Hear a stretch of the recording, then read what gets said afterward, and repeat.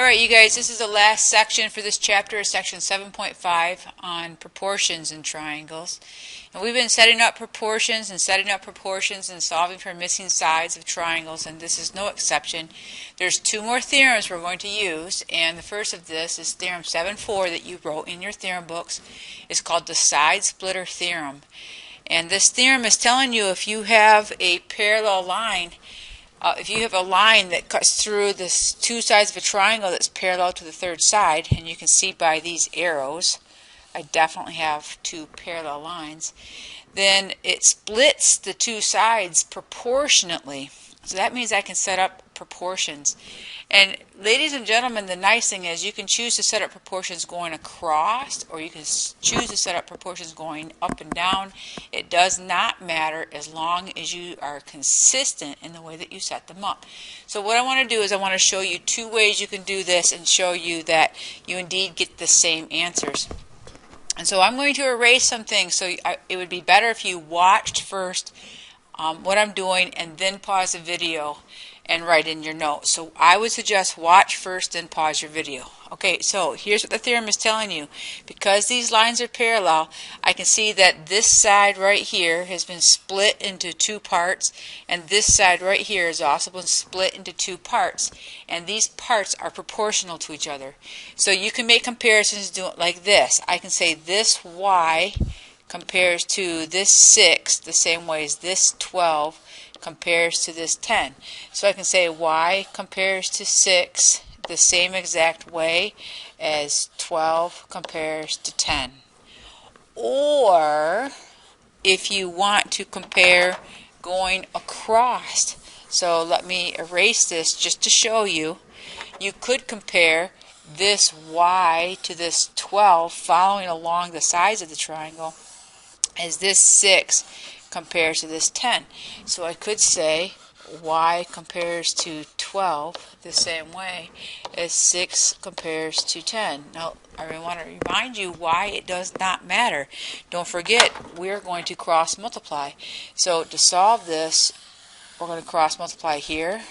10y equals, and cross multiply here, you get 72. When you look at these cross products, 10y also equals 72, and you can see why it does not make a bit of difference how you set up your proportions as long as you are consistently going the same direction. Alright, so why don't you go ahead and pause the video and write these notes down, and then continue on. When we're ready, we're going to finish solving this. I'm going to divide both sides by 10, and I get y equals 7.2, and I'm done with this problem. Alright, let's do an extension of this. Again, as long as you have parallel lines splitting the sides. In this case, it's splitting the side of a triangle, but it can split the side of a quadrilateral as well, or anything, as long as I have parallel sides. So when I look at this problem, I want to be able to find sides. You can choose to go across, or you can choose to go up and down. So I'm going to choose to go, let's go across in this case.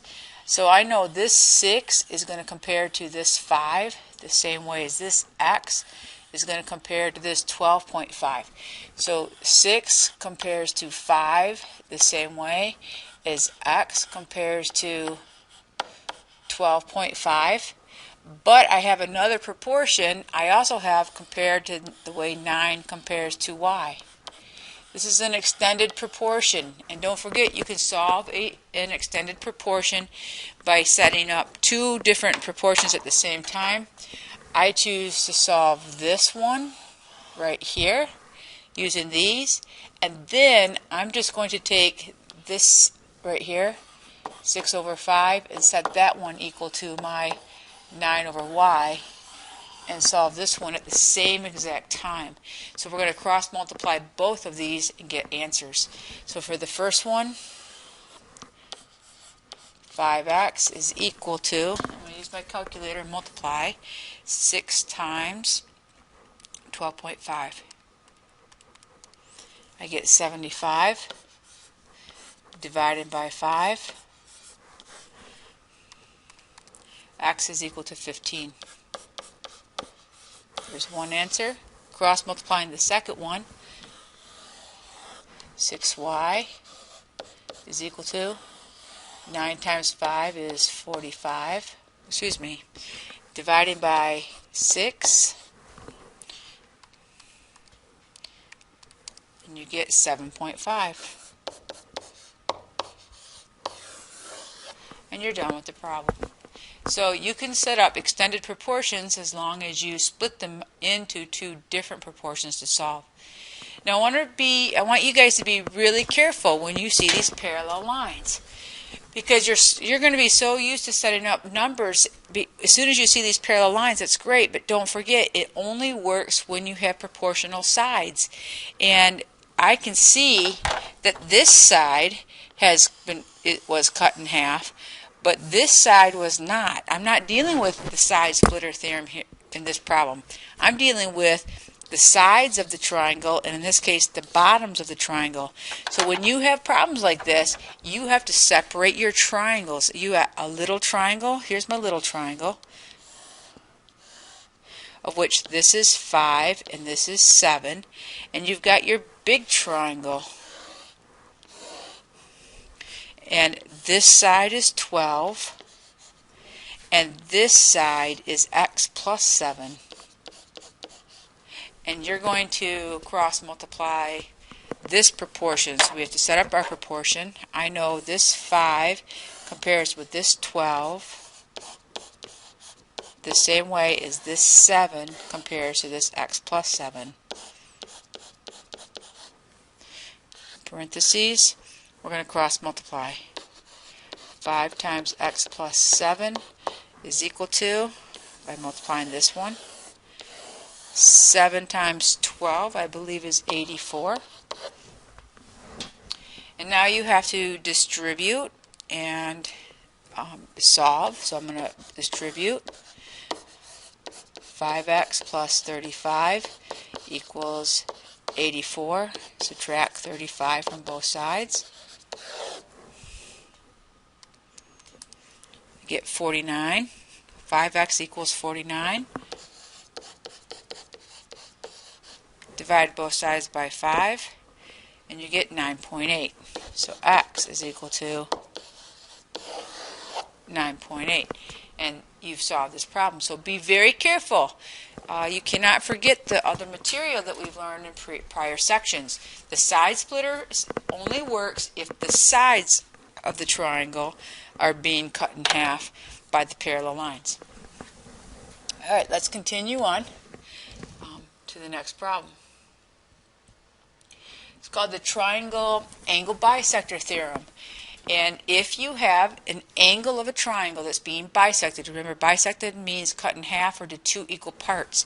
And you'll be able to see an angle's been cut into two equal parts by the arc marks. If you have equal arc marks on an angle, you know it's been cut in half or bisected. So according to the theorem, if it's being bisected so that the sides are in proportion. So once again, you can set up proportions in two different ways, and let me show you. So I want you to simply first watch, and then when you're done watching, you can pause the video and write in your notes. Okay, first of all, you can compare I call it going down.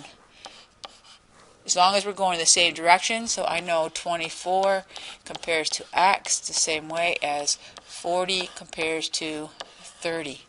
The second way you can compare is to compare going across. So I can go across a triangle as long as I'm going in the same direction. So I know that 24 compares to 40 the same way as x compares to 30. Once again, look at the cross products. 24 is being multiplied by 30. 24 is being multiplied by 30. 40 is being multiplied by x. 40 is being multiplied by x. And so therefore it does not matter if you set up your proportions going straight down or straight across. So we're going to finish solving this. If you want to pause the video and write down one of these proportions, either going down or across, it does not matter. I'm going to continue and solve. 40x is equal to 24 times 30. is equal to 720 divided by 40. X is equal to 18. And you have your answer. Okay, we're going to do another one. I would prefer that you try it. If you want to go ahead and pause the video and try this on your own, you can, and then turn it back on to watch. But I'm going to solve this one as well. I choose to go across, or excuse me, go down when I set this up, so I know 9 compares to 10, the same way as X compares to 12.5. And we're going to go ahead and cross multiply this. I have 10x, and I'm going to multiply 9 times 12.5, and you get 112.5 divided by 10 divided by 10. X is equal to 11.25. And you have your answer. Okay, last problem is we can put it all together in a big giant picture, and the question says find X, find Y, and then explain how you know that segment AM is not the angle bisector. How do you know it's not the angle bisector? So let's find out. We're going to find X, and then we're going to find Y. First thing that we're going to do is we're going to use the side splitter theorem, because I can clearly see I have parallel lines right here. So if I have parallel lines, that means these are in proportion. So I'm going to choose to go this way. I'm going to set up an extended proportion. 6 compares to 7.5, the same way as X compares to 12, the same way as 4 compares to Y. And I'm going to cross multiply these. I'm going to set up this proportion to cross multiply, and then I'm going to take this 6 and over 7.5 and just move it over, so I can cross and multiply this one as well, because I know they're equal.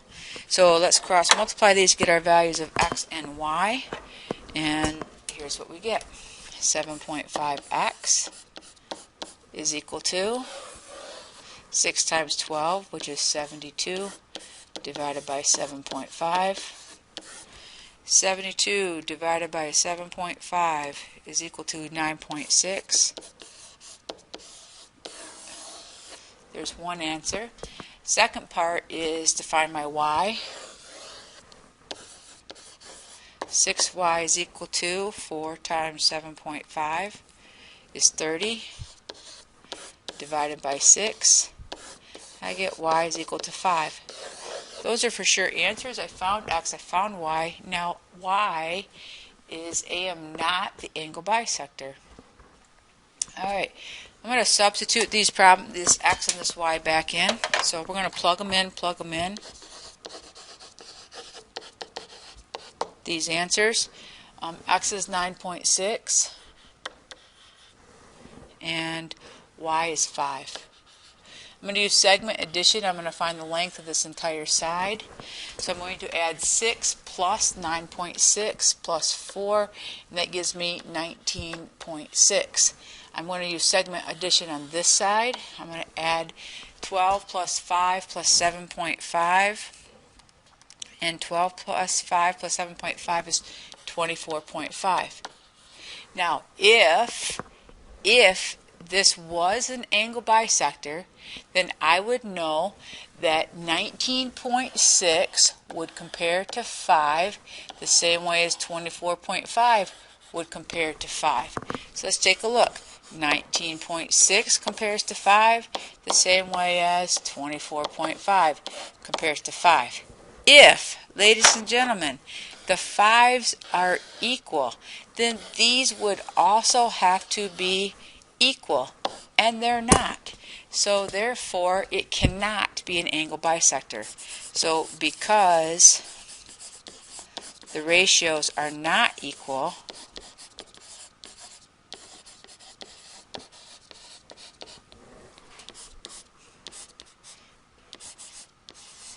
the segment AM is not an angle bisector. Alright, we're going to be doing this homework assignment in class. Don't forget, anytime you have a challenge problem, you do not have to do this homework problem. It's for those people who want the challenge. It's a higher level algebra problem, and you're going to have to use factoring or foiling to solve this problem, perhaps even the quadratic formula. So if you want the challenge, go ahead and take it in class, but we'll be working on this assignment in class. Thanks, guys. You have a great night. Bye.